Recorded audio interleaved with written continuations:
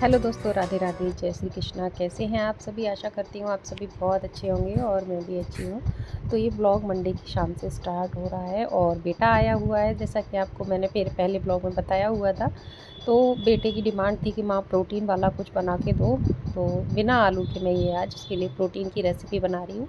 आपके साथ सोचा शेयर कर देती हूँ, क्योंकि वैसे तो वीडियो यूट्यूब पर बहुत सारी वीडियोस पड़ी हुई हैं। हर एक का बनाने का तरीका अपना अपना अलग अलग होता है और स्वाद भी अलग अलग होता है। कौन कौन किस तरह के मसाले यूज़ करता है। मैं जो जिस तरह से बनाती हूँ आपके साथ शेयर कर रही हूँ। तो मैंने जो सोयाबीन की बड़ी है ना, उनको गर्म पानी में भिगो के और अच्छे से 2-3 बार पानी में धो के और उसमें बेसन और बेसिक से मसाले डाल के थोड़ी देर मैरिनेट होने के लिए रख दिया था। उसके बाद कढ़ाई में तेल डाल के और अच्छे से करूँगी इनको फ्राई। और ये ना बहुत ही प्रोटीन इसमें बहुत भरपूर मात्रा में होता है। जो बढ़ती उम्र के बच्चे हैं उनके लिए बहुत ज़्यादा अच्छा ये स्नैक है। मतलब छोटी मोटी भूख हो तो काफ़ी अच्छा ये हेल्दी नाश्ता तैयार हो जाता है। आप किसी भी तरह वैसे बना सकते हैं, जब चाहो तब खाओ। बस ये है कि हाँ, भूख लग रही हो तो फटाफट से बनने वाला 5 मिनट में बनने वाला है। तो मैंने इसमें चटनी सॉस, मेरे पास जो जो चटनी थी वो ऐड की और इसमें आप अपनी मनपसंद सब्जियां भी डाल दो, पनीर, शिमला मिर्च, प्याज। अभी मेरे पास शिमला मिर्च थी नहीं और प्याज मेरा बेटा कम पसंद करता है, तो फिर मैंने सिंपल सी बना दी। कैसी लगी वो रेसिपी आप बताइएगा ज़रूर कमेंट बॉक्स में। तो आज की रेसिपी बहुत फटाफट वाली थी, 5 मिनट वाली, ज़्यादा टाइम नहीं लगा इसको बनाने में। बेटे को तो मेरे को बहुत पसंद आई, साथ में मैंने भी खाई और हस्बैंड जी ने भी खाई। अब मैं मिल रही हूँ आपसे नेक्स्ट डे, यानी कि स्कूल से आने के बाद का ये क्लिप है और दिन है मंगलवार, तारीख है 25 मार्च। तो सुबह को मैं इस तरह तैयारी करके गई थी। दूसरी भी रेसिपी प्रोटीन से भरपूर वाली है, बच्चों के लिए बहुत ही ज़्यादा हेल्दी है। आप चाहे लंच बॉक्स में पैक करो, चाहे चाय के साथ के लिए बनाओ, चाहे सुबह के नाश्ते में या फिर शाम की 4 बजे के चाय के नाश्ते में, कभी भी बनाओ इस रेसिपी को। बहुत ही हेल्दी रहने वाली है, बहुत ही टेस्टी भी लगती है। आपके पास जो जो चीज़ें अवेलेबल हो सब कुछ इसमें डाल सकते हो। तो मैं सुबह को ना गई थी, तो दाल को भिगो के पीस के और उसको पूरा तैयार करके गई थी। हरी मूंग की दाल छिलके वाली, तो मैंने छिलके सहित उसको पीस के उसमें लहसुन, अदरक, हरी मिर्च डाल के पीस के रख दिया था और काफ़ी देर हो गई है उसको फूले हुए और काफ़ी अच्छे से वो फूल गई है। अब मैं उसमें भरने के लिए ये सब्जियों को कट कर रही हूँ। तो मैंने एक चुकंदर और एक टमाटर छोटे छोटे पीसेस में कट करूँगी। और स्कूल से आने के बाद टाइम यहाँ पर हो रहा था करीब 3:45 बज रहे हैं, यानी कि मैं 3:30 बजे आ पाई थी और सारी चीज़ें मेरी पहले से तैयार थी, इसलिए मुझे बहुत ज़्यादा टाइम नहीं लगा बनाने में। सीधे आके बस मैंने सब्जियों को धो के कट किया है। सबसे पहले तो खुद हाथ पैर धो के अच्छे से साफ़ करके तब मैं किचन में आई हूँ, क्योंकि ना सबसे पहला काम तो वही होता है। और अब ना धूप अच्छी खासी तेज़ होने लगी है, इतनी तेज़ धूप होने लगी है कि जैसे कि ना मई जून आ गई हो। अब समझ नहीं आता, अभी तो केवल मार्च का लास्ट पीरियड चल रहा है, अप्रैल और मई कैसे कटेगा समझ नहीं आ रहा है। बहुत ज़्यादा तेज़ धूप होने लगी है। और भी कुछ दिन पहले, 4-5 दिन पहले थोड़ा सा मौसम ठीक हो गया था ना, ठंडा ठंडा सा हो गया था तो ठीक लग रहा था। लेकिन अब जब 3 बजे आते हैं ना, बहुत मतलब जो धूप होती है ना वो पूरी तेज़ी पे होती है। लेकिन हाँ, जॉब है तो भाई ये सारी चीज़ें तो मैनेज करनी ही होंगी। तो बस यहाँ पर मैंने ये कट करके और तवे को रख दिया है गर्म होने। और यहाँ पर हस्बैंड जी आ गए हैं अपना कुछ खाने पीने की जुगाड़ में। मतलब इस टाइम पे ना सबको छोटी छोटी भूख लगती है, तो वो भी अपना कुछ खा रहे थे। तो चटनी रखी हुई थी, चटनी लेके और रख ली, वो भी खाने लगे हैं। किचन में खड़े खड़े बस वेस्ट कर रहे थे ये जो मैं बना रही थी उसका, मूंग दाल डोसा का। तो पनीर भी मैंने सुबह तैयार करके रखा था। पनीर भी मैं घर पर ही बनाती हूँ, सुबह ही दूध से पनीर बना के रख के गई थी। अब मैंने इसमें डाल दिया है मसाले वाला नमक, जो मैंने आपके साथ पहले वीडियो में शेयर किया हुआ है। जो नमक है ना, मल्टीपर्पज़ है, हर एक चीज़ में यूज़ हो जाता है। तो ये मैंने सेक लिया है डोसा। और छिलके वाली दाल है इसलिए ग्रीन है, उसमें हरी मिर्च और हरा धनिया भी मैंने साथ में ही पीस दिया था। तो तैयार हो गया। बहुत ही हेल्दी और प्रोटीन से भरपूर, बढ़ते बच्चों के लिए बहुत ही अच्छा नाश्ता है ये।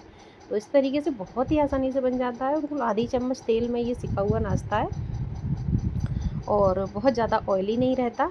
एक बार तवे को चिकना अगर आपने कर लिया, और नॉन स्टिक तवा हो ना तो फिर क्या ही कहना है। मेरे पास नॉन स्टिक तवा नहीं है, मैं लोहे के तवे पे ही जिस पे रोटी बनाती हूँ मैं उसी पे बना लेती हूँ सारी चीज़ें, और बिल्कुल परफेक्ट बनती हैं, बिल्कुल भी नहीं चिपकती हैं। मैं हमेशा इसी पे बनाती हूँ। डोसे भी बनाती हूँ ना, इसी पे बनाती हूँ। जो जिस तरह का भी डोसा बनाना होता है मैं इसी तवे का यूज़ करती हूँ। तो मेरा ये तवा मल्टीपर्पज़ है और मुझे इतनी ज़रूरत भी महसूस नहीं होती है, लेकिन हाँ, कभी-कभी मन करता है ना कि बहुत ज़्यादा बिल्कुल कम ऑयल जिसको खाना हो, 1 चम्मच भी नहीं खाना हो उसके लिए। साथ में अपनी बनाई थी चाय और बना के चाय पी के थोड़ा-सा किया रेस्ट, कमरे में है अंधेरा।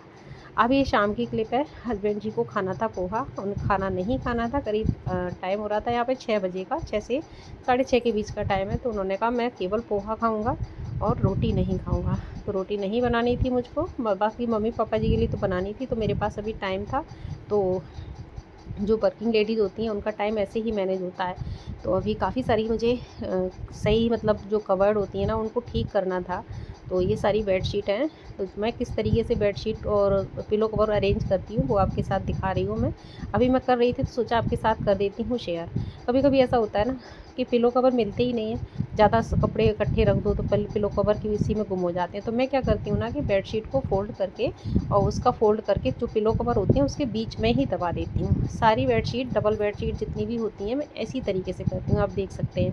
जितनी भी बेडशीट है उनको फ़ोल्ड किया और पिलो कवर को उसके बीच में दबा दिया। जैसे हम अपनी बेडशीट उठाएँगे ना तो पिलो कवर उसके साथ ही रहेंगे।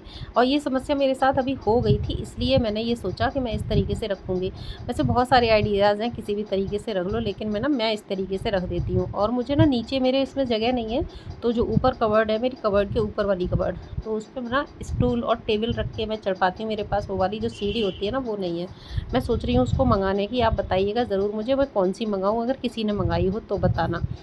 तो उसको रखने के बाद अब मैं आ गई हूँ अपने कपड़े निकालने गर्मियों वाले, क्योंकि काफ़ी दिन हो गए हैं, निकालने की सोच रही थी। ये ऊपर रखा हुआ था, तो आप पीछे देख रहे होंगे ना, चेयर रखी हुई है, पहले टेबल रखी है उसके ऊपर चेयर रखी है, इस पर चढ़ के मैंने ये उतारा है।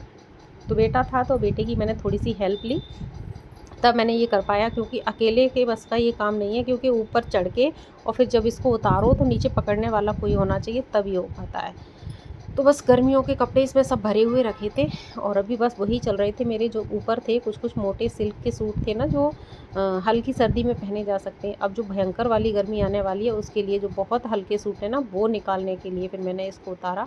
तो वो सारे मेरे इसी में रखे हुए थे। तो मैं इसी तरीके से करती हूँ ना कि गर्मियों के कपड़े जब गर्मियाँ ख़त्म हो जाती हैं तो सब पैक करके रख देती हूँ, तो कबर्ड में जगह हो जाती है सर्दियों के कपड़ों को रखने के लिए। लेकिन सर्दियों के कपड़े इतने ज़्यादा स्पेस घेरते हैं ना कि पूरा भरा-भरा लगता है। अब सारे सर्दियों के कपड़े अरेंज हो चुके हैं, सब अंदर जा चुके हैं, अंडरग्राउंड हो चुके हैं, तो काफ़ी अच्छा हल्का-हल्का महसूस हो रहा है। मेरे तो हो चुका है। आप बताइएगा, आप लोगों ने कर लिया या नहीं? लेकिन अभी सब किसी-किसी के यहाँ तो अभी चल ही रहा होगा कि सर्दियों के कपड़े रखे जा रहे होंगे। मैंने तो सारे रख दिए। और अभी मैंने आपके साथ शेयर भी किया हुआ था कि कंबल मैंने एक धोया, फिर आज ना एक भीगा हुआ रखा है, उसको भी धोया है मैंने शाम को ही। उसके बाद मैं ये काम कर रही हूँ। तो जॉब से आने के बाद भी मैं बहुत सारे काम समेट लेती हूँ, क्योंकि ना काम अगर घर को ना समेटते रहो थोड़े-थोड़े टाइम पे, तो चीज़ें याद रहती हैं कि हमारी कौन-सी चीज़ कहाँ पे रखी हुई है। अगर ना बिल्कुल आलस करते रहो कि नहीं आज नहीं, कल नहीं, परसों, इस तरीके से ना हमारा काम टलता भी रहता है और बिल्कुल भी घर व्यवस्थित नहीं रह पाता। अब ये क्लिप है मॉर्निंग वेडनेसडे की, तो सुबह का टाइम है यहाँ पर।